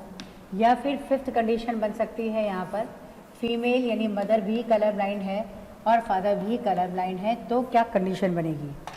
चलो इसमें देखते हैं। देखो सबसे पहले बच्चों, अगर किसी की मदर नॉर्मल है, ये क्या है, नॉर्मल है, कोई जीन नहीं है, ये नॉर्मल है, कलर ब्लाइंड नहीं है। ठीक, ये हो गई नॉर्मल। लेकिन फादर क्या हो गए, ऑब्वियसली कलर ब्लाइंड, क्योंकि एक एक्स पर भी अगर जीन है तो वो father colour blind, male colour blind हो गए। तो मैं कलर ब्लाइंड को सीबी से लिख रही हूँ, ये आप ध्यान रखिएगा। इसी तरह से ये है, फीमेल के एक एक्स पर इसका जीन है लेकिन वो कलर ब्लाइंड नहीं हो सकती, क्योंकि सामान्य दृष्टि का जीन क्या है, प्रभावी है। ठीक है, तो इस स्थिति में क्या होगा, हम लोग बच्चों मदर को क्या कहेंगे, ये वाहक है, उसकी कैरियर है, वाहक है। ठीक है, जीन की वाहक है, तो इसको आप लिखेंगे ये नॉर्मल ही है, नॉर्मल। ठीक, लेकिन इसको हम क्या कह सकते हैं, ये वाहक है, इनकी वाहक है, ये सामान्य है। ठीक है, ये सामान्य है। अब नेक्स्ट आ जाओ, ये भी यहाँ पे क्या हो गई, वाहक है, कलर ब्लाइंड नहीं है, और ये क्या हो गए, कलर ब्लाइंड है। ऐसी स्थिति यहाँ देख लो, ये क्या है, कलर ब्लाइंड हो गई ना, फीमेल मदर कलर ब्लाइंड है। क्यों कलर ब्लाइंड, क्योंकि दोनों एक्स पर जीन है, ये सामान्य हो गए। ये भी यहाँ पर लिया गया है इसको कलर ब्लाइंड। ठीक, अब स्थितियाँ क्या बनती हैं, देखो अगर किसी की मदर नॉर्मल है और फादर क्या है, कलर ब्लाइंड है, तो आगे की संततियों में चांसेस क्या है, आप ऐसे क्रॉसेस बनाओ। ठीक, बहुत क्लियर समझ में आ जाएगा बच्चों, एक्स और एक्स सी। ठीक है, ये हो गई, वाहक बन गई ना। दूसरा देखो, अगर ये कंडीशन हो तो भी सॉरी, ये वाई वाले से बनाएंगे आप इसको, ये क्रॉस तो एक बार बन गया, ये वाई हो गया, तो ये क्या बना, एक्स और वाई, मेल नॉर्मल हो गया ना। अब यहाँ से देखो, ये आपने ऐसे बनाया तो एक्स और एक्स सी, फिर से फीमेल वाहक हो गई, और ये एक्स क्या हो गया, इधर वाला अगर मैं ऐसे ले लूँ, ऐसे, तो ये एक्स और वाई नॉर्मल है। इसका मतलब ये है कि अगर किसी के फादर कलर ब्लाइंड है और मदर ना वाहक है, एकदम सामान्य है, तो आपसे कहा जाएगा कितनी संततियों में कलर ब्लाइंडनेस की चांसेस है, 0%, कोई भी कलर ब्लाइंड नहीं होगा। तो आपको लिखना है no colour blind, no colour blind. ठीक, कोई भी संतति कलर ब्लाइंड नहीं होगी। अब यहाँ पे चेक करो, इस एक्स को ले लो, ये आ गया एक्स एक्स। इस एक्स और वाई को ले लो तो एक्स और वाई नॉर्मल है। बच्चों अगर आपको हमारे वीडियोस पसंद आए हैं तो इसे लाइक शेयर करना ना भूलें ताकि ये वीडियो सभी ज़रूरतमंद बच्चों तक पहुंच सके। बच्चों आपके इतने अपार स्नेह के कारण हमारी पूरी मोशन टीम इतनी ज़्यादा मोटिवेटेड है और बेस्ट कंटेंट आपको उपलब्ध कराने के लिए हम सभी तत्पर हैं। फिर एक्स सी एक्स हो गया, एक्स सी एक्स हो गया और एक्स सी वाई है। ठीक, इसका मतलब ये है बच्चों कलर ब्लाइंड केवल ये है और कोई भी कलर ब्लाइंड नहीं है। ये तो वाहक है। वाहक को हम लोग क्या कहते हैं? सामान्य है। यहाँ मैंने लिखा है ना नॉर्मल है, एक तरफ लिखा है मैंने कहीं, हाँ देखो नॉर्मल है और यही वाहक है। वाहक को सामान्य बताया गया। जब तक आपसे वाहक पूछा रह जाए तब तक आप नहीं बताएंगे। अब आप देखो ये भी सामान्य है फीमेल, ये मेल सामान्य है, ये फीमेल वाहक है, मेल कलर ब्लाइंड है। इसका मतलब ये है आप लोगों को बच्चों इस तरह से क्वेश्चन पूछा जाता है कि मान लो किसी की मदर कलर ब्लाइंडनेस की वाहक है या वर्णांधता की वाहक है लेकिन फादर सामान्य है, तो कितनी संततियों में कलर ब्लाइंडनेस की चांसेस है? तो आपको लिखना है 25%। आपको लिखना है कितने पुत्रों में कितने वाहक होंगे? तो आपको लिखना है 50% जो है उनके सन कलर ब्लाइंड होंगे, है ना। तो आपको लिखना है यहाँ पर 25% कलर ब्लाइंडनेस, या लिखो 50% पुत्र। जब पुत्र पूछा जा रहा है तो जाहिर सी बात है सारे पुत्रों में कंसीडर करना है, तो 50% सन ये होंगे कलर ब्लाइंड और 25% कलर ब्लाइंडनेस सारी संततियों को लिखा गया है। ठीक है, अगला देख लो फिर से। यहाँ एक्स और एक्स सी हो गया, एक्स और वाई हो गया, देन एक्स सी हो गया और एक्स सी वाई हो गया। ठीक, अब यहाँ बताओ अगर किसी के फादर कलर ब्लाइंड है और मदर उस कलर ब्लाइंडनेस की वाहक है तब क्या होगा? तब आपको कहना है सारी संततियों में 50% संततियाँ कलर ब्लाइंड होंगी, या फिर आपको कहना है 50% सन और 50% डॉटर्स कलर ब्लाइंड होंगी। यही तो कह सकते हो। तो इसका रिजल्ट क्या हुआ? रिजल्ट आपको लिखना है कुल 50% या 50% संततियों को ऑफस्प्रिंग कहते हैं या प्रोजेनीज कहते हैं, संततियाँ कलर ब्लाइंड। या तो ऐसे लिख दो या ऐसे लिखो 50% सन यानी बेटे और एंड 50% डॉटर्स पुत्रियाँ, ये कलर ब्लाइंड है। आपसे पूछा जाएगा कितने बेटे इसके कलर ब्लाइंड हो गए, कितने परसेंट, तब तो केवल सन को कंसीडर करना है। अगर आपसे पूछा जाए कितने परसेंट बेटियां कलर ब्लाइंड है तो भी आपको जो है केवल डॉटर्स को कंसीडर करना है। लेकिन आपसे पूछा जाए कितने उनके बच्चों में कितने लोग कलर ब्लाइंड होंगे तब आपको लिखना है 50%, राइट। नेक्स्ट इधर देखो एक्स सी एक्स एक बना, एक्स सी वाई सेकेंड बन गया, एक्स सी एक्स ये बन गया और एक्स सी वाई। इसका मतलब यह है कि अगर किसी की मदर कलर ब्लाइंड है और फादर क्या है? सामान्य है, उस स्थिति में 100% बेटे उनके कलर ब्लाइंड होंगे। जितने भी बेटे हैं सब कलर ब्लाइंड होंगे, लेकिन जितनी बेटियां हैं सब क्या है? नॉर्मल है। ठीक, इसका मतलब कलर ब्लाइंडनेस देखो इसमें दिख रहा है, यहाँ पे आपको कलर ब्लाइंडनेस दिख रही है, यहाँ पे आप अगर चेक करेंगे तो कलर ब्लाइंडनेस इसमें और इसमें है। ठीक है, यहाँ आप चेक कर लो, ये कलर ब्लाइंडनेस इसमें हो गई। तो आपको बताना है यहाँ पर 50% संततियाँ यानी सारी संततियों में आपको देखना है 50% संततियाँ या 100% पुत्र कलर ब्लाइंड। कलर ब्लाइंडनेस का ये कंडीशन होगी। और एक सीधी सी बात है कि किसी के फादर भी कलर ब्लाइंड है, मदर भी कलर ब्लाइंड है, तो पूरा परिवार ही क्या हो जाएगा? कलर ब्लाइंड हो जाएगा, कोई भी नहीं है उसमें बचा। तो आप लिखो एक्स सी एक्स, देखो ये एक्स सी बच गया, देन एक्स सी वाई हो गया, देन एक्स सी और एक्स सी वाई, यानी सब के सब कलर ब्लाइंड है। इधर देखो सब कलर ब्लाइंड है, तो आपको लिखना है ऑल आर कलर ब्लाइंड, सभी कलर ब्लाइंड, सभी कलर ब्लाइंड। ये इस तरह से बच्चों आपसे क्वेश्चन पूछा जाता है और आपको कलर ब्लाइंडनेस को डिफाइन करना होता है। ठीक है, ये तो कलर ब्लाइंडनेस हो गई। बच्चों आपसे ऐसे क्वेश्चन पूछा जाता है, मान लो किसी सामान्य पुरुष का विवाह एक ऐसी स्त्री से होता है जिसके फादर कलर ब्लाइंड है, यानी उसके ससुर कलर ब्लाइंड है। ध्यान से मेरी बात सुनो, किसी स्त्री क्या बोलोगे, किसी स्त्री का विवाह किसी ऐसे पुरुष से होता है या किसी सामान्य पुरुष का विवाह किसी ऐसी स्त्री से होता है जिसके फादर कलर ब्लाइंड है, स्त्री के फादर जो है वो कलर ब्लाइंड है, तो आगे संततियों में कलर ब्लाइंडनेस की क्या चांसेस होगी, आपसे क्वेश्चन इस फॉर्म में पूछा जाता है।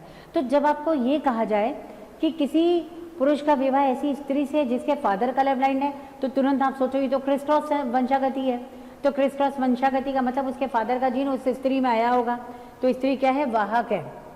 एक ही एक्स पे होगा तो स्त्री क्या हो गई, वाहक हो गई। तो आपको स्त्री को वाहक लेकर के करना है, यानी कंडीशन क्या बनेगी बच्चों, कंडीशन जो बनेगी ये वाली बनेगी। आप ऐसे सोच सकते हैं।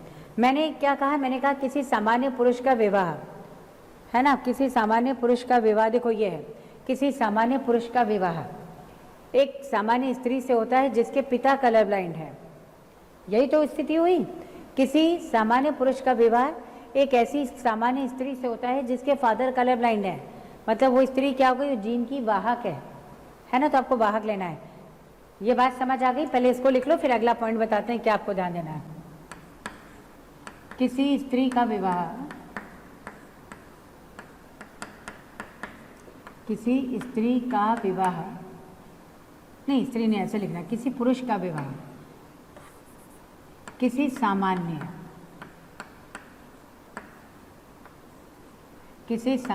पुरुष का विवाह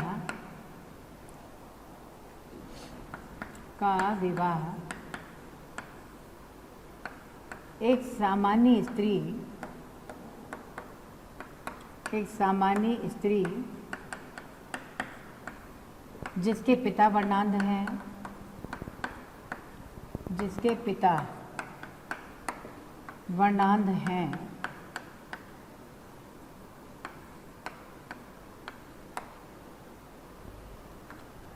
से होता है या से होने पर उसकी संततियों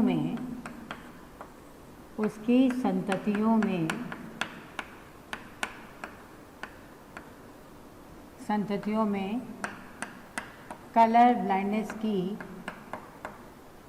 क्या प्रायिकता होगी,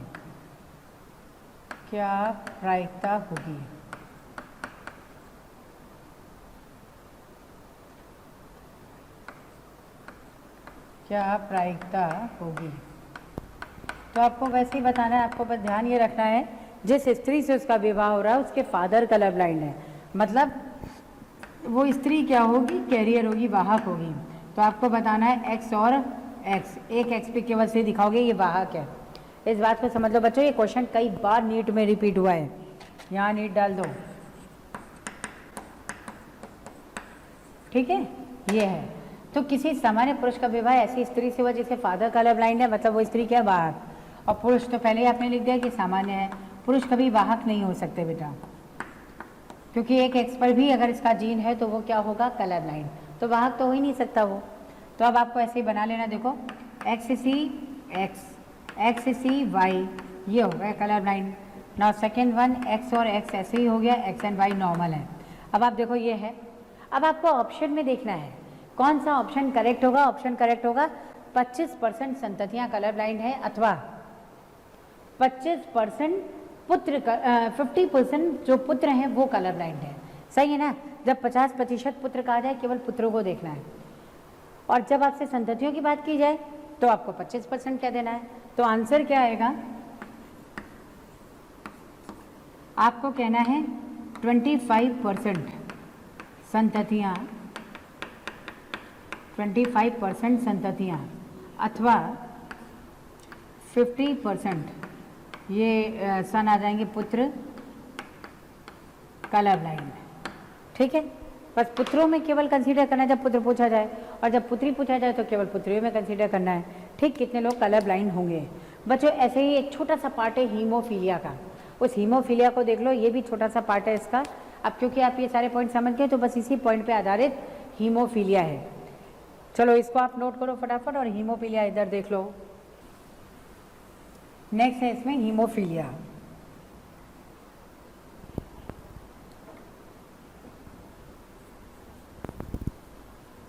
हीमोफीलिया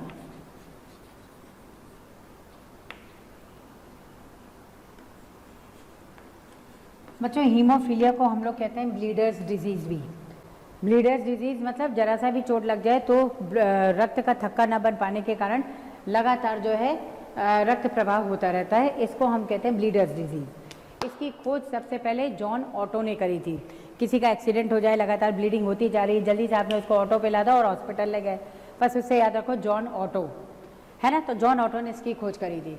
इसमें होता क्या है, जरा सा भी कट लग जाए तो भी जो है लगातार ब्लीडिंग होती रहती है। क्यों? क्योंकि इसमें ब्लड क्लॉटिंग फैक्टर यानी रुधिर क्या कहते हैं इसको, ब्लड क्लॉटिंग फैक्टर या रुधिर या रक्त का थक्का बनाने वाला कारक अनुपस्थित होता है। ठीक है, जैसे हम थ्रोम्बोप्लास्टिन कहते हैं। तो इसमें आपको ध्यान रखना है कि इसकी खोज सबसे पहले जो है किसने की थी, जॉन ऑटो ने। बच्चों ये भी एक्स संलग्न अप्रभावी लक्षण है।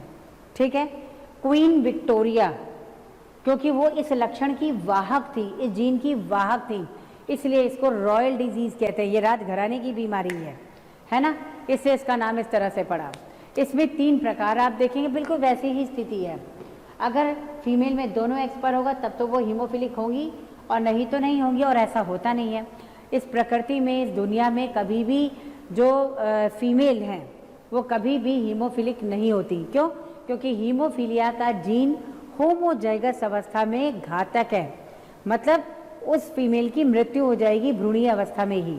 तो कभी भी जो है वो प्रकृति में हीमोफिलिक मादाएं या फीमेल्स नहीं होती।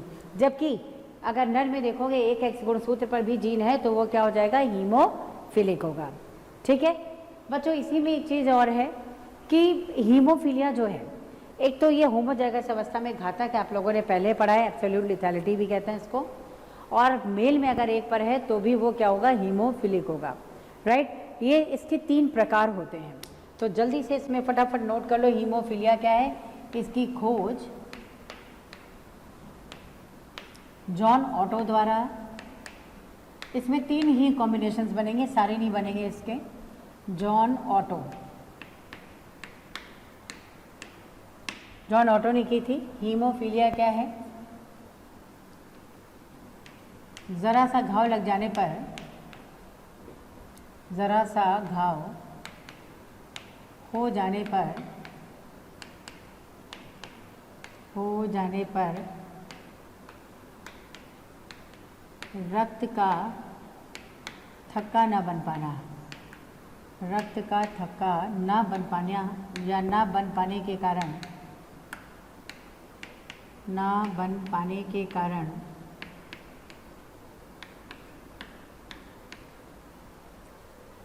लगातार रक्तस्राव,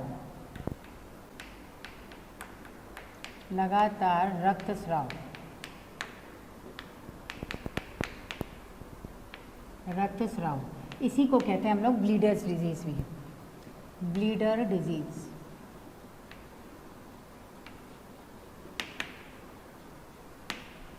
चलो नेक्स्ट, ये भी बच्चों एक्स संलग्न अप्रभावी क्रिस क्रॉस वंशागतियाँ प्रदर्शित करते हैं। ये भी अप्रभावी लक्षण है, एक्स संलग्न है और क्रिस क्रॉस वंशागतियाँ प्रदर्शित करते हैं। तो आपको लिखना है एक्स संलग्न क्रिस क्रॉस या एक्स संलग्न अप्रभावी क्रिस क्रॉस वंशागतियाँ, क्रिस क्रॉस वंशागतियाँ।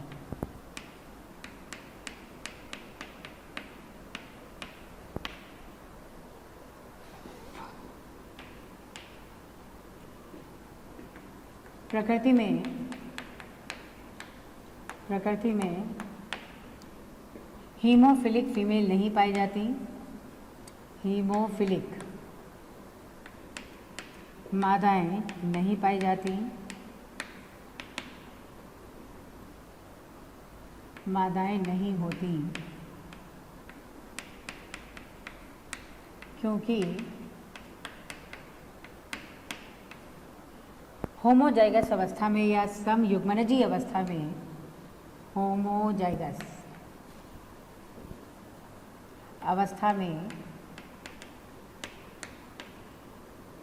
अवस्था में इसका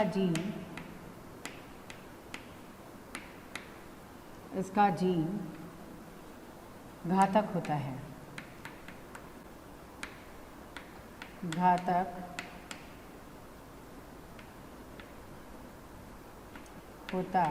है,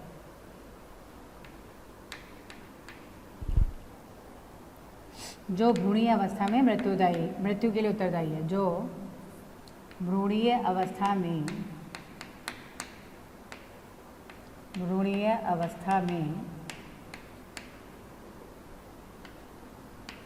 मृत्यु के लिए उत्तरदायी होता है,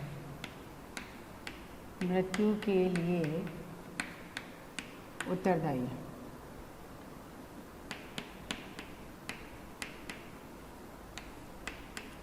है। चलो, क्वीन विक्टोरिया वाहक हैं, क्वीन विक्टोरिया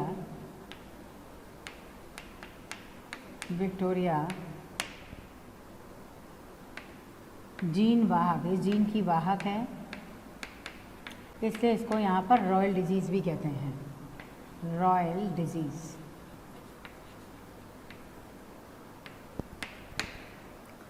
डिजीज़। नेक्स्ट, इसके प्रकार।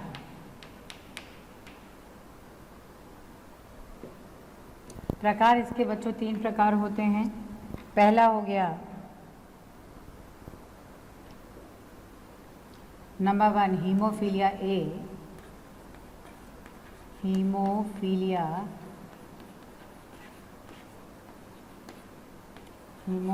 ए। इसमें 8th फैक्टर की कमी हो जाती है।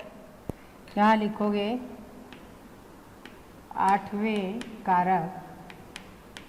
8वां कारक क्या होगा? ये होगा यहाँ पर एंटी हीमोफिलिक फैक्टर, एंटी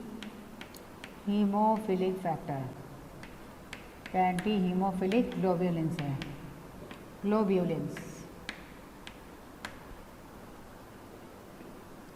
ग्लोब्यूलिन्स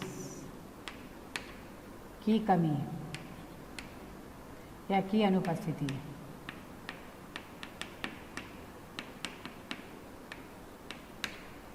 दूसरा आपको बताना है, ये बच्चों कौन सा कारक है, किस तरह का जो है, कौन सा कारक क्या कहलाता है, ये आपको लिखना है यहाँ पर।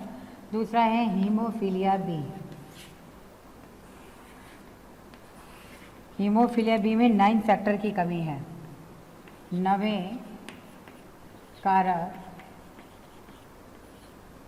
9वां कारक कौन सा है? प्लाज्मा थ्रोम्बोप्लास्टिन फैक्टर,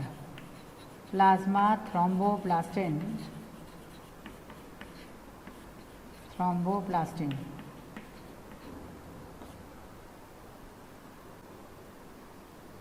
की अनुपस्थिति।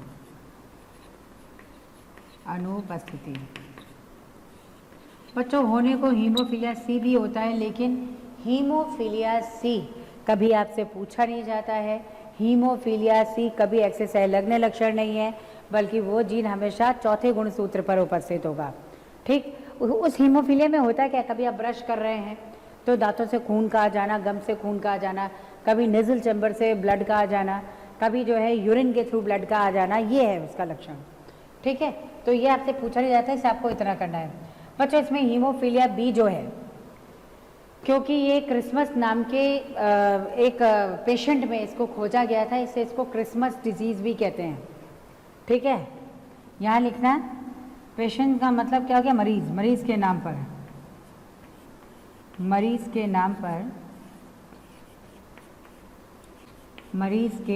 पर इसे क्रिसमस डिजीज़ भी कहा जाता है। क्रिसमस था उसका नाम, क्रिसमस रोग भी कहा जाता है। अब मैं यहाँ पर आपको तीनों कॉम्बिनेशन बना रही हूँ, ये आपको खुद करके लाना है। ठीक है, ये क्रॉसेस बच्चों आप खुद बनाएंगे जैसे आपने अभी कलर ब्लाइंडनेस में बनाया है। ठीक, तो यहाँ कुछ पॉइंट्स हैं जो मैं लिख दे रही हूँ, 3 पॉइंट्स हैं संभावना, बस यही आपको नोट करना और खुद करके लाना है। चलो इसमें आप बना लो यहाँ पे मान लो ये हो गई फीमेल, ऑब्वियसली XX क्रोमोसोम है तो फीमेल है, और ये हो गया मेल। कौन सी 3 कंडीशन है ये आप लिखो और इसको आपको अपने आप ड्रॉ करना है। मान लो इसमें कंडीशन हो जाए कि जो मेल है ये हीमोफिलिक है, तो कंडीशन क्या होगी, मान लो ये वाहक है और ये जो है हीमोफिलिक है, तो कंडीशन क्या होगी। और एक कंडीशन आपको यहाँ पे देखना है थर्ड, ठीक है। यहाँ पे ये जो है वाहक है और ये सामान्य है, ठीक। तो ये 3 कंडीशन में आपको क्रॉसेस बनाना है बच्चों। यहाँ पर ये क्या है, सामान्य है, ये हीमोफिलिक है, इसके बाद ये हीमोफिलिक हो गया, सॉरी ये सामान्य है और ये हीमोफिलिक है, तो स्थिति क्या बनेगी।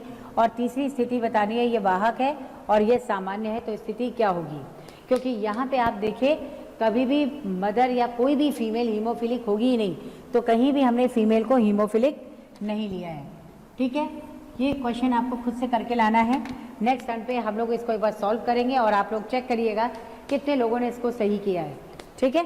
चलो बच्चों, ऑल द बेस्ट, बहुत बढ़िया सा पढ़ना है। एनसीईआरटी जाके ज़रूर देखना, एनसीईआरटी आप नहीं पढ़ोगे आपको समझ नहीं आएगा, पढ़ने के बाद आपको क्वेश्चन सॉल्व करना है, ठीक है। चलो ऑल द बेस्ट बच्चों। अगर आपको मेरी वीडियोस पसंद आई है तो बाकी के कंटेंट के लिए इस नंबर पे कॉल करें 180021217999।